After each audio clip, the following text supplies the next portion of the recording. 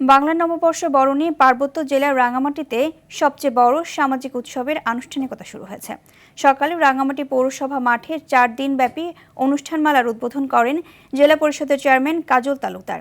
পরে বর্ণাঢ্য শোভাযাত্রায় বিভিন্ন জাতিগোষ্ঠীর তরুণ তরুণীরা ঐতিহ্যবাহী পোশাকে অংশ নেন। সংশ্লিষ্টরা জানান, 12 এপ্রিল নদীতে ফুল ভাসানোর মধ্য দিয়ে শুরু হবে বর্ষবরণের মূল আনুষ্ঠানিকতা।